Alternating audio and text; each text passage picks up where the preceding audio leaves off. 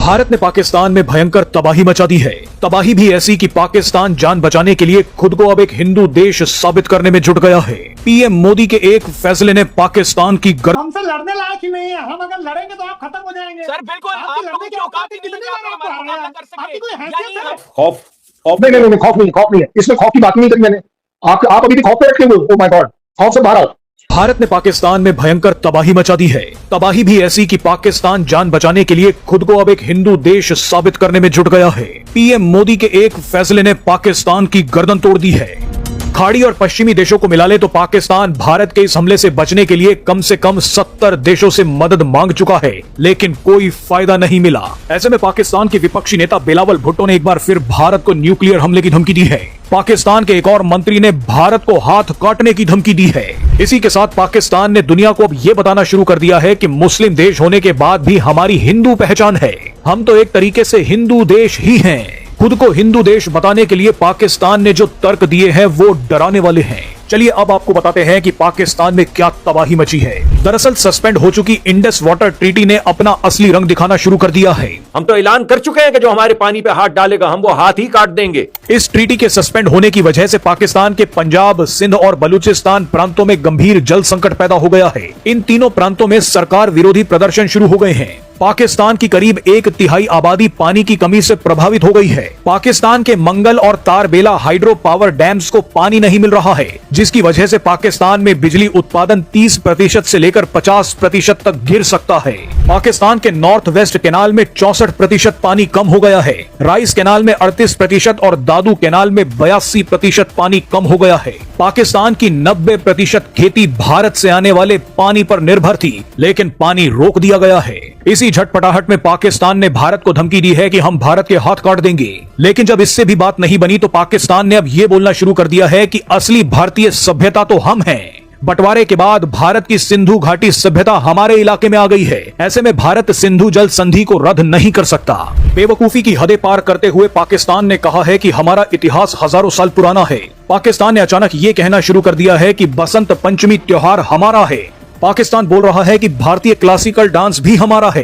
पाकिस्तान में शादियां अब हिंदू रीति रिवाजों से कराई जा रही है। पाकिस्तान ने लाहौर में कई जगहों के नाम हिंदू देवी देवताओं पर रखने शुरू कर दिए हैं। 1947 में जन्मा पाकिस्तान बीबीसी के पत्रकारों को बुलाकर ये रिपोर्टिंग करवा रहा है कि संस्कृत भाषा पाकिस्तान में शुरू हुई थी। बुर्के पहनने वाला पाकिस्तान बोल रहा है कि साड़ी तो हमारा परिधान है। दशकों तक खुद को अरब, तुर्क और फारसियों की औलाद मानने वाला पाकिस्तान अब पणिनी और चाणक्य को अपना गुरु बोल रहा है। डराने वाली बात यह है कि इस नैरेटिव में पाकिस्तान को अमेरिका, ऑस्ट्रेलिया और ब्रिटेन का साथ मिल रहा है। पाकिस्तान में ऑस्ट्रेलिया के हाई कमिश्नर पाकिस्तान के ही पंजाब प्रांत में पहुंचे और प्राचीन भारत के गांधार राज्य की राजधानी तक्षशिला को पाकिस्तान का इतिहास बता दिया। इसके बाद पाकिस्तान में ब्रिटिश हाई कमिश्नर जेन मैरियट ने कहा कि हम पाकिस्तान के ऐतिहासिक कल्चर को बचाने के लिए पैसा देंगे। इनसे कोई पूछे कि 1947 में पैदा हुए पाकिस्तान का कौन सा ऐतिहासिक कल्चर है, लेकिन एक बात तो साफ है कि इंडस वाटर ट्रीटी को लेकर बेचैनी पूरी दुनिया में फैल गई है। पाकिस्तान बुरी तरह से बर्बाद हो रहा है। भारत ने पहली बार पाकिस्तान की गर्दन पर पैर रखा है। सांसें कभी भी रोकी जा सकती हैं।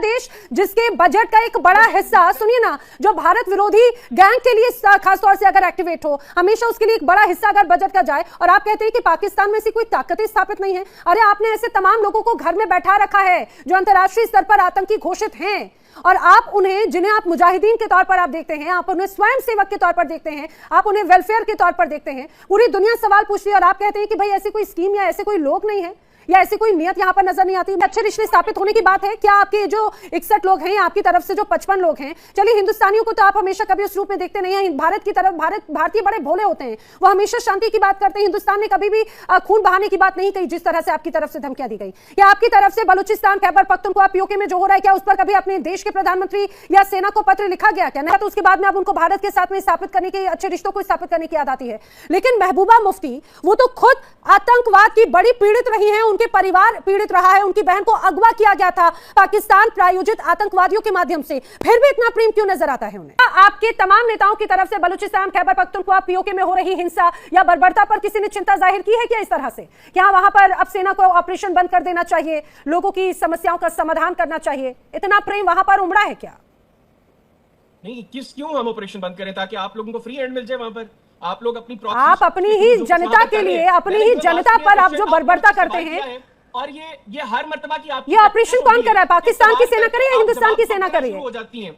मैं नैना, आप मुझसे सवाल कर रही हैं ना, तो आप मुझसे जवाब लीजिए।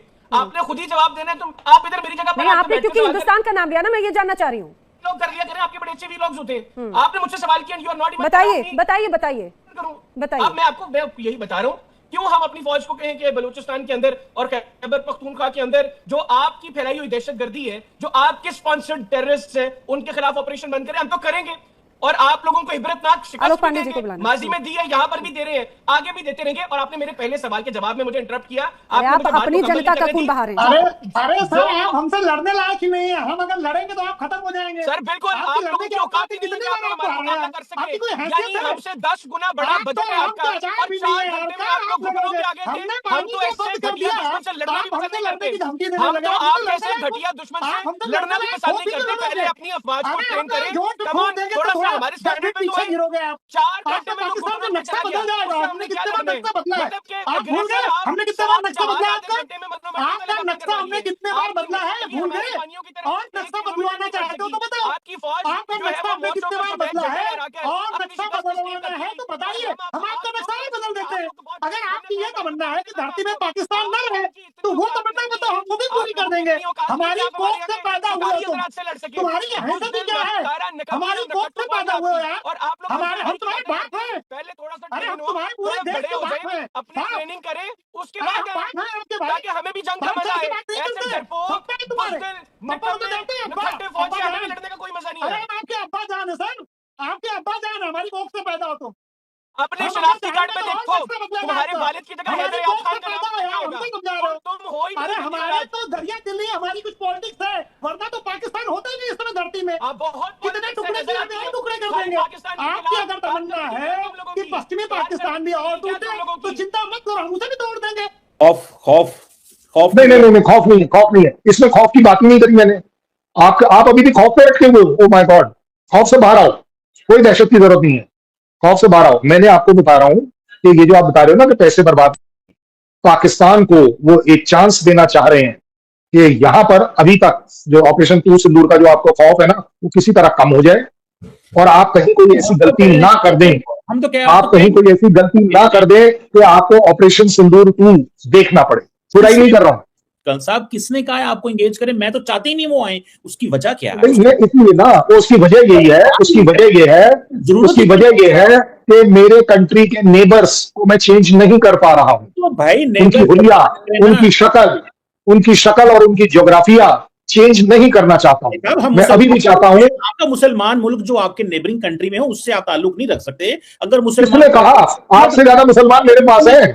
सुने, आपसे ज्यादा है मुसलमान मेरे पास। वो रोज रोते हैं काश हम पाकिस्तान चले जाए, रोज रोते हैं वो।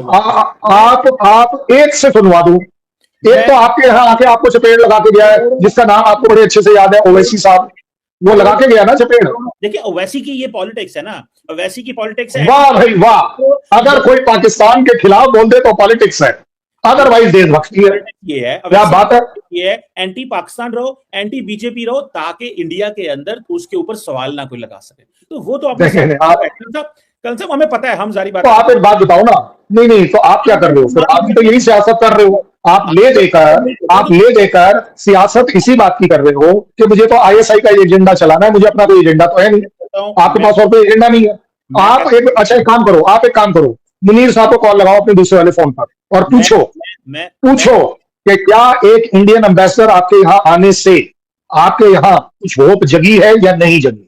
क्या ऑपरेशन सिंदूर का खौफ कुछ कम हुआ है या नहीं हुआ है? शहबाज शरीफ के चेहरे पर पढ़ने की कोशिश करो कि यस, क्या वहां टेंशन कम हुई है या नहीं हुई है? आपको जवाब मिल जाएगा। मैं कहता हूं कल साहब मैं ये कहता हूं कि जरूरत नहीं है, क्योंकि जब कुछ करना ही नहीं है तो बंदा चाहिए। आपकी वहां पे BMW तेल से जलाएगा, वहां पे मैं आपको बताऊं, मेरी उनसे कहीं ना कहीं मुलाकात तो हो जानी है। मैं भी किसी ना किसी डिनर पे होता हूं, तो महीने में 3-4 मुलाकातें तो इंडियन जो हमारे वहां पे चार्ज डी अफेयर है उनसे किसी ना किसी जगह हो जाती हैं, हमारी रूटीन में होती हैं।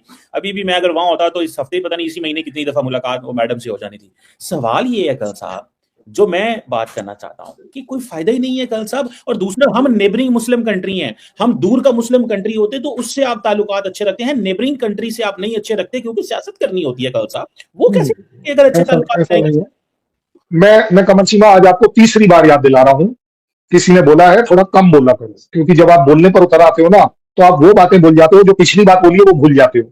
अभी आपने 2 मिनट पहले कहा, 2 मिनट पहले आपने कहा कि भाई क्यों भेज रहे हो जब उसने यहाँ किसी से ना मिलना है ना कुछ करना है, और अभी आप बोल रहे हो कि आप तो मिलते रहते हो, डिनर खाते रहते हो। तो यार ये फ्री के जो लंच और डिनर है ना, ये खाना खाना बंद करो।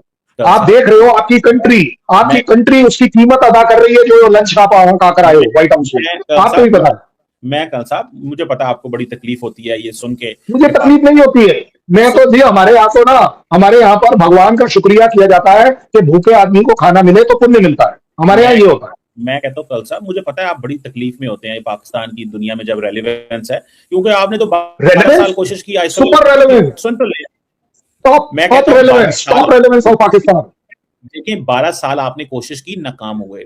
मैं सिर्फ इतना कल साहब बात करना चाहता हूं, आज वैसे नरेंद्र मोदी पे भी बात करनी है कि मोदी साहब को इतने लॉन्गेस्ट सर्विंग प्राइम मिनिस्टर हुए हैं इंडिया के, क्या किया उन्होंने आज तक, मुझे तो कोई समझ नहीं आ रही।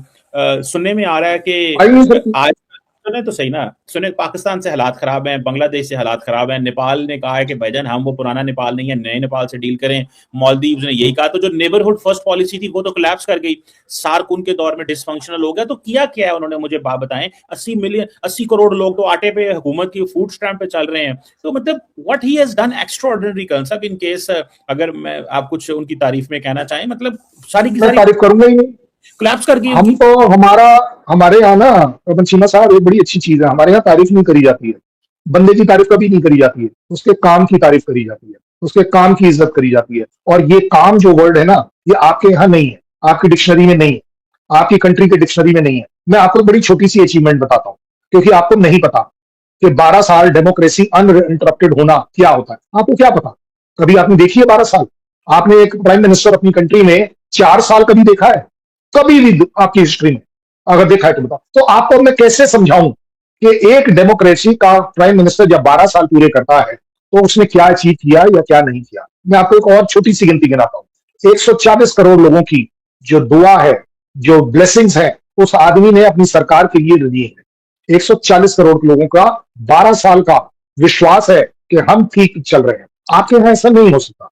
क्यों? क्योंकि आपने कभी देखा ही नहीं है डेमोक्रेसी क्या होता है। आपने कभी सोचा ही नहीं है कि 4 साल 5 साल तो बहुत दूर की बात है, आपको पता ही नहीं है कि 4 साल गवर्नेंस होती क्या है। और उन 4 साल में भी आपका अकेला कंट्री है दुनिया में जहां पर एक अपॉइंटेड प्राइम मिनिस्टर होता है, इलेक्टेड प्राइम मिनिस्टर नहीं होता है। और ये सारी बातें मैं नहीं कर रहा हूं, ये आपकी कंट्री में आपका इंटेलिजेंसिया कर रहा है। उनके साथ कभी बैठकर डिनर और लंच करने की कोशिश करो, आप देश के लिए अच्छा करो। यूके में हालत सच में हाथ से निकलते जा रहे हैं। शौकत मीर की अरेस्ट ने वहां एक ऐसा गुस्सा ट्रिगर किया है जो अब रुकने का नाम नहीं ले रहा है। लोग वहां से बिजली, आटे या पानी की मांग नहीं कर रहे हैं, बल्कि अब ये मामला सीधे पाकिस्तान सरकार और वहां की स्टेब्लिशमेंट के खिलाफ एक बड़ी बगावत बन गया है। रावलकोट और बाकी इलाकों में जो तस्वीरें आ रही हैं उसमें साफ दिखा रहा है कि लोग सड़कों पर उतर आए और डरने को तैयार बिल्कुल नहीं है। पाकिस्तान की फौज और शहबाज सरकार ने वहां फोर्स का इस्तेमाल करके सिचुएशन को कंट्रोल करने की कोशिश की है, लेकिन उससे उल्टा असर हुआ है। लोग और ज्यादा भड़क गए। आजादी के जो नारे वहां लग रहे हैं वो इस्लामाबाद के लिए अलार्म बेल है, क्योंकि उन्होंने कभी सोचा नहीं था कि ये प्रोटेस्ट इतना बड़ा हो जाएगा। एक तरफ भारत की सिचुएशन देखो जहां स्टेबिलिटी है और बड़ी बड़ी डील्स हो रही हैं, और दूसरी तरफ पाकिस्तान है जो अपने ही इलाकों में लोगों का सपोर्ट हो रहा है। वहां के लोग का कहना है कि हमें हमेशा से नेग्लेक्ट किया गया है और अब वो अपने हक की बात कर रहे हैं, तो उन्हें गोली और जेल मिल रही है। ह्यूमन राइट्स के जो आरोप वहां की सेना पर लग रहे हैं उसने तो सिचुएशन को और कॉम्प्लेक्स बना दिया है। सीधी बात यह है कि मुनीर और शहबाज के लिए अब ये सिचुएशन अब बड़ी हेडेक बन चुकी है। वो इतना ज्यादा फोर्स यूज कर रहे हैं, लोग उतने ही ज्यादा रेबल हो रहे हैं। अब ये सिर्फ एक प्रोटेस्ट नहीं है, ये वहां के लोगों की असिस्टिव उनकी आवाज की लड़ाई बन चुकी है, जिसे दबाव अगर पाकिस्तान के लिए बहुत मुश्किल होता जा रहा है। क्या लगता है कि इस प्रोटेस्ट का कोई डिप्लोमेटिक सोल्यूशन निकल पाएगा या सिचुएशन और खराब हो जाएगी?